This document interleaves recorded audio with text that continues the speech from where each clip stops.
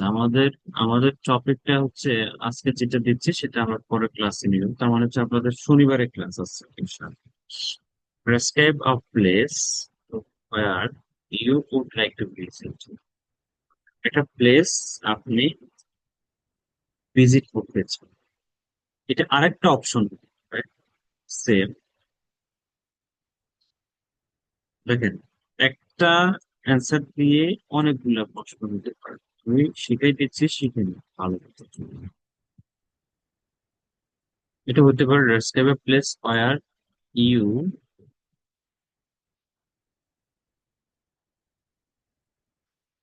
You visited, হতে পারে আপনি ভিজিট করছেন। অথবা describe a place where you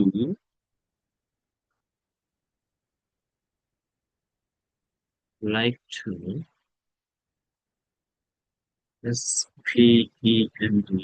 spend time. যে কোনো জিনিস হতে পারে। ডেসক্রাইব আ প্লেস আপনি ভিজিট করতে চান, আপনি ভিজিট করেছেন, অথবা একটা প্লেস আপনি এখানে টাইম স্পেন্ড আপনার ভালো লাগে। অথবা describe a place where many people of your country visit. ঠিক আছে, তাহলে এটা হচ্ছে টপ। আপনার কি বলা উচিত? কোথায় এবং কখন আপনি যেতে চান।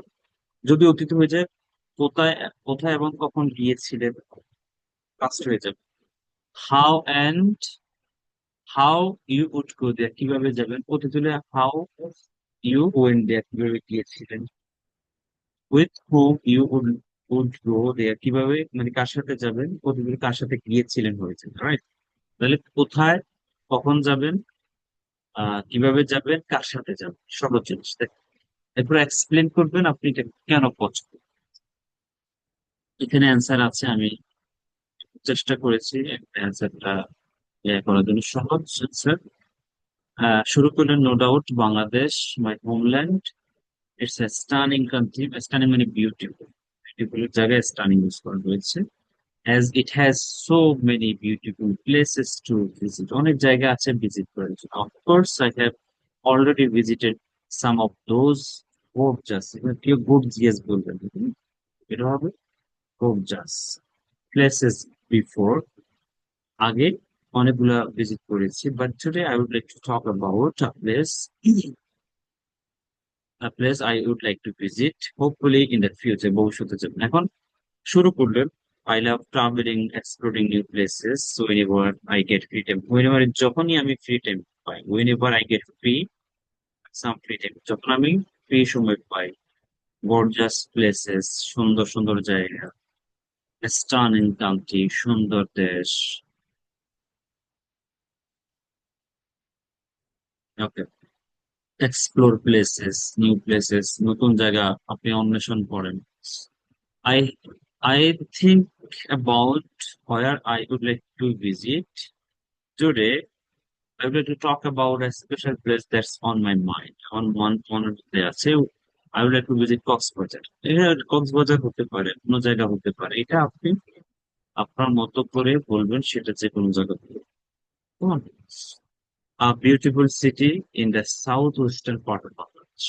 দক্ষিণ ওয়েস্ট, পশ্চিম।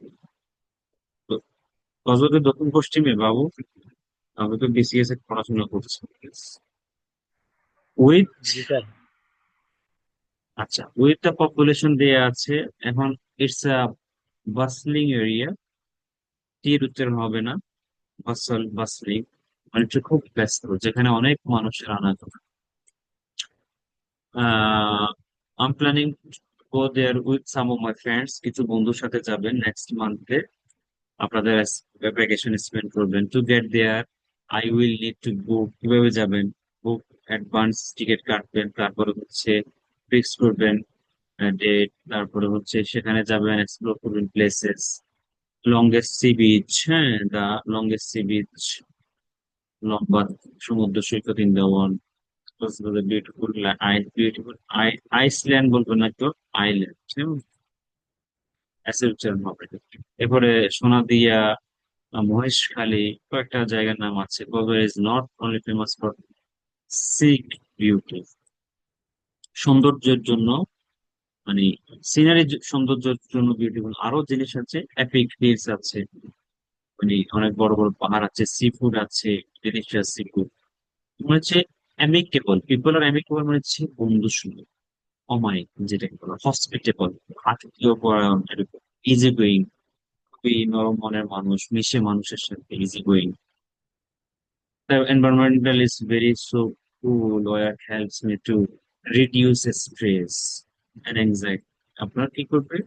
এ বাস্তব, একেবারে খাঁটি কথা। অন্য কিছু বিশ্বাস না করলে আমি এটা বিশ্বাস করি। Reduce stress and anxiety. কারণ হচ্ছে আমি যতবারই গিয়েছি, আমি যখন রাতের বেলা, বিশেষ করে 10টা 11টা 12টার দিকে আপনি বিচের পাড়ে দাঁড়িয়ে থাকবেন, সুন্দর বাতাস, হালকা বাতাস, ছোট ছোট ঢেউ, বড় বড় ঢেউ, এই টাইম এত বেশি বিউটিফুল, মানে এটা ব্যাখ্যা করানো। তো এই জিনিসটা দেখবেন, তাহলে কক্সবাজার নিয়ে আপনি কথা বলতে পারেন যে কোনো জায়গা হতে, সেটা রাঙ্গামাটি হতে পারে, সেটা সিলেট হতে পারে। কখন যাবেন, কিভাবে যাবেন, কার সাথে যাবেন, কি কি খাবেন, কি কি করবেন, পিকচার তুলবেন, কক্সবাজারে ফুটবল নিয়ে যাবেন, ওখানে যে ফুটবল খেলবেন, হইতে পারে এরকম কথা। তারপরে হচ্ছে আহ ক্যাসল তৈরি করতে পারেন, স্যান্ড ক্যাসল, মানে বালুর, বালুর কি ক্যাসল মানে কি, বাংলাটা কি ক্যাসল, বাংলা কি না, যাক, বালু দিয়ে আমরা বানাই না অনেক সময়, বালু উঠাই উঠাই, মানে বিল্ডিং এর মতো করি না, যত সমুদ্র সৈকতে যাই, এরকম। তারপরে হচ্ছে আপনি ফুটবল খেলতে পারেন, এই জিনিসগুলো আপনি বলতে পারেন, ঘুরবেন। আর যেমন আমি গতবার যখন গেছি, রাইড দিচ্ছি, বাইক রাইড, রাইড দিয়ে বা 20 কিলোমিটার দিচ্ছি, আপনি এগুলাই অ্যাড করতে পারেন। এবার কিছু ভোকাবুলারি আছে সিটি নিয়ে, শহর নিয়ে, যেমন add to its attraction, make it more attractive. Thriving, thriving মানে কি, লাইভলি এবং সাকসেসফুল, মানে খুবই উন্নত, থ্রাইভিং। হাসল এন্ড বাসল, মানে অনেক বেশি মুভমেন্ট এবং noisy, hustle and bustle. Dhaka city is a hustle and bustle city. তারপর হচ্ছে craze, activity that suddenly becomes very popular. Holiday resort, মানে যে জায়গাটা মানুষ খুব বেশি যায়। ফ্যাসিনেটিং মিক্স, খুব ডিফারেন্ট এলিমেন্টের একটা সম্মিলিত মিক্স যেটা। স্টিপ ইন হিস্ট্রি, মানে হিস্ট্রিতে ভরপুর। ঢাকা শহরে হিস্ট্রি কমন আছে জানি না। আল্ট্রা মডার্ন হতে পারে। টুরিস্ট হট স্পটস, যেখানে অনেক মানুষ যায়। Easy going, relax without pressure, কোনো মানে ঝামেলা নাই। Blend in, easily fit in which other people. তাহলে এটা হচ্ছে সিটি নিয়ে। এবার ট্রাভেল নিয়ে কিছু শব্দ আছে, অনেক শব্দ আছে এখানে, অনেক শব্দ, এগুলা মিনিং এখানে দেয়া আছে, আপনার দেখে নিতে। যেমন সিনিক ভিউস, লাভলি সিনস, যে মানে দৃশ্যগুলো খুব সুন্দর।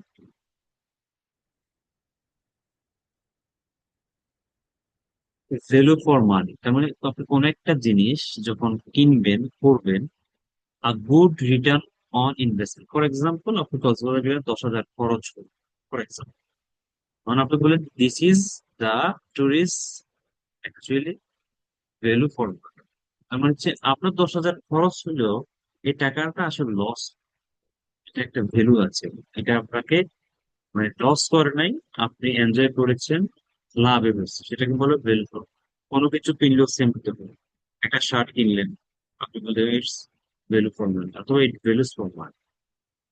তারপরে হচ্ছে travelling light, sightseeing, sightseeing মানে বড় যেগুলা আছে দেখার মতো, দেখতে চান, সাপোজ কক্সবাজার গিয়ে আপনি শুধু বিচে থাকলেন না, আপনি কিছু কিছু যেমন মহেশখালী পাহাড়ে গেলেন, মহেশখালী তো পাহাড়ে গেলেন, হ্যাঁ। তো যে জায়গাগুলো দেখতে চান, তখন এটাকে সাইট সিইং বলে, বিভিন্ন জায়গায় ঘুরতে যান। এটা খুব সুন্দর একটা, আমি ইউজ করতাম এটা, আমরা বেশি ইউজ করতাম। Gate away from it all, gate away from it all, আপনার সব জীবনের কর্মব্যস্ততা বাদ দিয়ে কোন একটা জায়গায় যান, to get away from everyday routine. সব বাদ দিয়ে, যেমন আপনি বলতেছেন sometimes I go to Cox's Bazar to get away from it all. তার মানে যে আপনার পড়াশোনা, জব, চাকরি বাকরি সব বাদ দিয়ে আপনি মাঝে মাঝে কক্সবাজার যান রিল্যাক্স জন্য, gate away from it all. তারপরে হচ্ছে দেখেন সোয়ার্মিং উইথ টুরিস্ট, যেখানে যারা টুরিস্ট তারা খুব বেশি ভিড় করে, খুব বেশি স্টানিং আর্কিটেকচার, অনেক বেশি ম্যাগনিফিসেন্ট বিল্ডিং, সুন্দর সুন্দর বিল্ডিং, এগুলো একটু দেখবেন।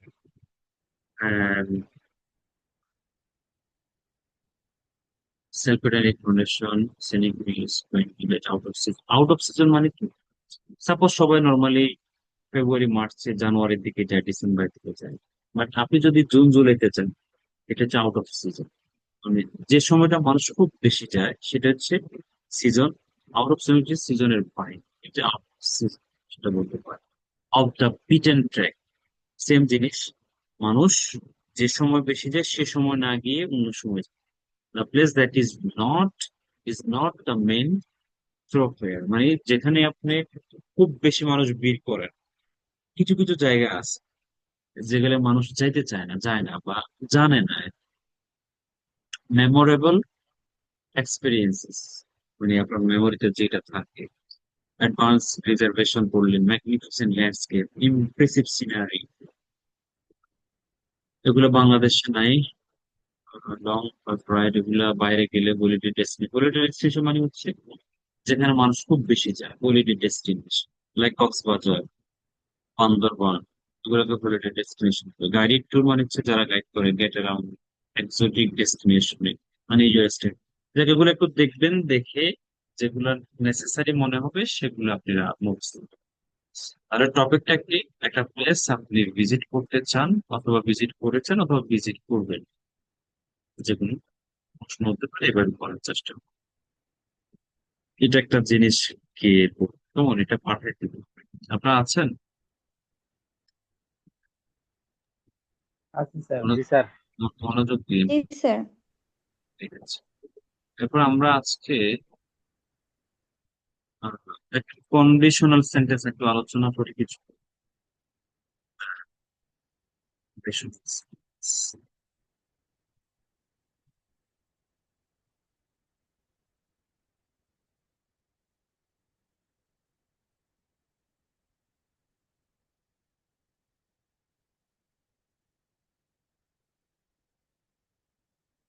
দেখেন কন্ডিশনাল সেন্টেন্সটা সহজ, আপনারা ইউজ করে থাকেন। মাথায় রাখতে হবে কন্ডিশন মানে কি। প্রথমত হচ্ছে কন্ডিশন মানে কি শর্ত, সেন্টেন্স মানে বাক্য। শর্ত, কন্ডিশন হলো শর্ত, সনাল হয়ে গেছে যুক্ত, শর্ত যুক্ত বাক্য। যে কথায় যে বাক্যে আমরা কন্ডিশন ছুড়ে দিই, শর্ত লাগাই দিই, সেটা হচ্ছে কন্ডিশনাল সেন্টেন্স। যেমন যদি তুমি আসো, এই যে লাগাই দিলাম কি যদি, যদি হচ্ছে শর্ত। এই যদির ইংলিশ হচ্ছে ইফ, যদির ইংলিশ ইফ, IF, ইফ। যদি তুমি আসো আমি যাব, যদি তুমি খাও আমি খাবো, যদি তুমি আমার সাথে কথা বলো আমি তোমার সাথে কথা বলবো, যদি তুমি ভালো করে পড়াশোনা করো আমি তোমার সাথে, তুমি ভালো একটা রেজাল্ট পাবে। যদি শর্ত লাগাই দিচ্ছে আর কি। তাহলে কন্ডিশন হচ্ছে শর্ত, কন্ডিশন হচ্ছে শর্তযুক্ত সেন্টেন্স মানে পাবো। যখন আমরা বাংলায় বলি যদি, সেটার ইংলিশে হয়ে যাবে ইফ। যদি, মাথায় রাখতে হবে কন্ডিশনাল সেন্টেন্সের সবসময় দুটো অংশ থাকে। কন্ডিশনাল সেন্টেন্সে সবসময় একটা বাক্যে দুইটা অংশ, দুইটা অংশ, তাহলে কন্ডিশন হয় না। যদি তুমি, এরপরে কি হয়েছে বাক্য? যদি আমি, যদি আমি কি, তার মানে হচ্ছে অবশ্যই দুইটা অংশ থাকে, একটা বাক্যের দুইটা অংশ। কন্ডিশনাল সেন্টেন্স নর্মালি চার প্রকার হয়: জিরো কন্ডিশন, তারপর হচ্ছে ফার্স্ট কন্ডিশন, তারপরে হচ্ছে সেকেন্ড কন্ডিশন, দেন হচ্ছে থার্ড কন্ডিশন। চারটা। এই থার্ড কন্ডিশন দিয়ে এক্সামে, ইউনিভার্সিটি টেস্ট, তারপরে হচ্ছে বিসিএস বলেন, যে কোনো জবের থার্ড কন্ডিশন থেকে এক্সামে প্রশ্ন আসে। আমি যখন 13 সালে ইউনিভার্সিটি পরীক্ষা দিয়েছিলাম, এডমিশন টেস্ট 2013-তে, তখন আহ, এইখান থেকে একটা আমি পেয়েছিলাম। সো এটা আসে, আসে মানে আসে, থার্ড কন্ডিশন থেকে। আমরা আজকে একটু আলোচনা করছি জিরো কন্ডিশন। জিরো, শূন্য কন্ডিশন ছেড়ে। জিরো কন্ডিশন আমরা বলেছিলাম যে কন্ডিশনাল সেন্টেন্স মানে বাক্য, একটা বাক্য সাবজেক্ট লাগে, ভার্ব লাগে, অবজেক্ট। এই কন্ডিশনাল সেন্টেন্সে একটা বাক্যে দুইটা অংশ থাকে, একটা ইফ যুক্ত অংশ আর একটা ইফ ছাড়া অংশ। কন্ডিশনাল সেন্টেন্সে ইফ থাকবে, ঠিক আছে। আরো নিচে আছে, আমরা ইফ ছাড়াও কন্ডিশনাল সেন্টেন্স সেটা নিচে দেখাবো, আজকে না পরের ক্লাস। তাহলে যখন কন্ডিশনাল সেন্সের দুইটা অংশ, জিরো কন্ডিশনটা কি? জিরো কন্ডিশনে প্রেজেন্ট সিম্পল, দুইটা অংশই present simple. Present simple, present simple, present simple zero condition. যেমন বাক্যগুলো কেমন হয়, যেমন ইফ, এরপর একটা সাবজেক্ট থাকবে, অবশ্যই থাকবে, দেন প্রেজেন্ট সিম্পল হবে অথবা ভার্ব ওয়ান হবে, দেন এক কমা, লেখার সময় কমা, আপনি যখন লিখবেন তখন কমা দিতে হবে, বলার সময় কমা দরকার। এরপর সাবজেক্ট আবার প্রেজেন্ট সিম্পল অথবা ভার্ব, দেন অতিরিক্ত অংশ, দুইটা অংশই প্রেজেন্ট সিম্পল টেন্সে। খেয়াল রাখবেন জিরো কন্ডিশন। যেমন এখানে এক্সাম্পলে যদি আমরা আসি, ইফ দ্য সান রাইজেস, যদি কি হয়, সূর্য উদিত হয়। ইফ, যদি, দ্য সান, যদি সূর্য ওঠে কি হয়, ডার্কনেস ডিসঅ্যাপিয়ার্স, অন্ধকার দূরীভূত, অন্ধকার চলে যায়। সত্য, ইফ দে কাম, তারা যদি আসে, উই ডোন্ট, আমরা যাই না। দুটাই প্রেজেন্ট সিম্পল। দেখেন, ইফ ইউ হিট আইস, তুমি যদি বরফকে কি করো, তাপ দাও, ইট মেল্টস, এটা গলে যাবে, এটা গলে। যখন বরফকে আমরা গরম করি তখন এটা আসলে গলে যায়। ইফ ইট রেইনস, যদি বৃষ্টি হয়, দ্য গ্রাউন্ড গেটস ওয়েট, জমি বা মাটি ভিজে যায়। কেমন? তাহলে এটা হচ্ছে কি, জিরো কন্ডিশনের অনেকগুলা এক্সাম্পল আছে, আপনার এটা দেখে নিন। জিরো কন্ডিশন, এখানে এক্সাম্পল গুলা দেখে নিন। জিরো কন্ডিশন দুইটাই সিম্পল টেন্স। এরপর হচ্ছে ফার্স্ট কন্ডিশন, যেটা খুব বেশি আমরা ইউজ করে থাকি। ফার্স্ট কন্ডিশন খুব বেশি আমরা ইউজ করে থাকি, সেটা হচ্ছে, সেটা কি, সেটা হলো সাবজেক্ট, ইফ তো অবশ্যই থাকবে, ইফ তো অবশ্যই থাকবে, subject verb one, subject will থাকবে, পরের অংশে ক্যান থাকবে, মে থাকবে, মাস্ট থাকবে। দেখেন, ইফ যুক্ত অংশে সাবজেক্ট হবে ভার্ব ওয়ান, ভার্বের সাথে এসিএস যুক্ত হতে পারে সাবজেক্ট অনুসারে, গুলো হলো টেন্স। কারণ ইফ নাই, I go, you go, we go, he goes, she goes, এরকম। ইফ যুক্ত হলে যদি হয়ে যায়, if I go, if you go, if you comes, if they go, এরকম হয়ে যায় যদি। আর পরের অংশটা কি, উইল থাকবে, ভবিষ্যৎ সেন্স। তুমি যদি আসো আমি যাব, উইল গো। তুমি যদি আসো আমি যেতে পারি, আই ক্যান গো। তুমি যদি আসো আমি হয়তো যাবো, মে গো। তুমি যদি আসো আমি অবশ্যই যাবো, মাস্ট। মানে প্রথম হচ্ছে প্রেজেন্ট সিম্পল, হচ্ছে ফিউচার, ফিউচার কি কি হবে, উইল দি হবে, ক্যান দি হবে। আপনি কি বলবেন, যাব, উইল, যেতে পারি, ক্যান, হয়তো যাব, মে, অবশ্যই যাব, মাস্ট। তার মানে হচ্ছে আপনি কোনটা বুঝাচ্ছেন সেটার উপরে আপনি এটা ইউজ করেন।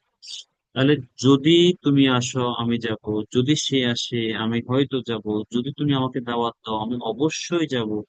মানে যদি এটা হয় সেটা আমি করবো, সে এটা। এক্সাম্পল গুলো দেখেন, ইফ ইউ ওয়ার্ক হার্ড, তুমি যদি কঠোর পরিশ্রম, you will get a good, একটা ভালো চাকরি পাবে। If you goes to Dhaka, সে যদি ঢাকায় যায়, I will also go with him, আমিও তার সাথে যাবো। ইফ দে ইনভাইট, তারা যদি আমাকে নিমন্ত্রণ করে, I can go to the party, পার্টিতে আমি যেতে পারবো। If, if we find, if you feel good, তুমি যদি ভালো ফিল করো, we can call me, you can call me, তোমাকে কল করতে পারো। মানে হচ্ছে ইফ যুক্ত অংশটা প্রেজেন্ট সিম্পল, আর পরেরটা হচ্ছে future sense. Future sense, future sense কিভাবে, উইল দিয়ে হবে, ক্যান দিয়ে হবে, মে দিয়ে হবে, মাস্ট দিয়ে হবে। খেয়াল করুন, নেগেটিভ হইতে পারে। তুমি যদি আল্লাহকে না মানো, আমরা যদি আল্লাহকে না মানি, ইফ উই ডোন্ট অবেয়ার, আমরা আল্লাহকে না মানি, রাসূলের নাম, উই ক্যান্ট গো টু জান্নাহ, আমরা জান্নাতে যেতে পারবো। এরপরে দেখেন negative, if Abrar does not eat, আমরা যদি না খাই, এই উইল ফল সিক, সে অসুস্থ হয়ে পড়ে। তুমি যদি প্র্যাকটিস না করো, তুমি ইংলিশে কথা বলতে পারবে না। If you don't practise, you can't, অথবা you won't be able to speak it. Negative, if they don't call me, তাহলে যদি আমি ফোন না করি, আই ওন্ট গো দেয়ার, আমি সেখানে যাবো। নেগেটিভ হতে পারে। এক্সাম্পল গুলো দেখবে, ঠান্ডা মাথায় বসে বসে সবগুলো পড়ে, বাংলা শহরে। আর সেকেন্ড কন্ডিশনটা একটু আইডিয়া দিয়ে দিচ্ছি, আমরা পরে ক্লাস আলোচনা করবো। সেকেন্ড হচ্ছে হচ্ছে ভার্ব টু হয়ে যাবে। তুমি যদি আমাকে দাওয়াত দিতে, আমি অবশ্যই যাইবো, আমি হয়তো যাই, আমি যেতে পারি, বলি না আমরা, তুমি তো আমাকে দাওয়াত দেয়, তুমি যদি দিতে দাওয়াত আমি যেতাম, আমি যেতে পারি। সে যদি আসতো, আমি তার সাথে রাগ করতাম। দুইটাই অতীতের সেন্স, দুইটাই অতীতের সেন্স, দুইটাই অতীত, দুইটা ঘটনাই অতীত। তুমি যদি পড়াশোনা করতে, আমি করো নাই, তুমি যদি পড়াশোনা করতে, তুমি একটা ভালো চাকরি পাইতে, ভালো চাকরি পাইতে, পেতে পারতে, পাইতে, হয়তো পাইতে।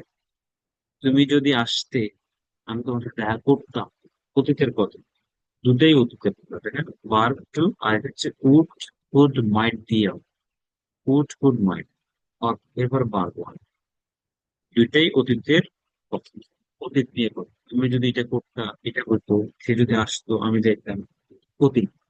আর এটা হচ্ছে প্রেজেন্ট এবং ফিউচার। তুমি যদি আসো, আমি যাই, তুমি যদি কথা বলো, আমি দেখা করি, তুমি যদি আমাকে কল করো, আমি রিসিভ করি, এরকম কিছু। প্রেজেন্ট, ফিউচার, এটা হচ্ছে দুইটাই পাস্ট। যদি পড়াশোনা করতা, ভালো একটা চাকরি পাইতে, যদি প্র্যাকটিস করতা, ভালো স্পিকার হইতে, দুইটাই পাস্ট। তাহলে আমরা সেকেন্ড কন্ডিশনটা একটু আইডিয়া দিয়েছি।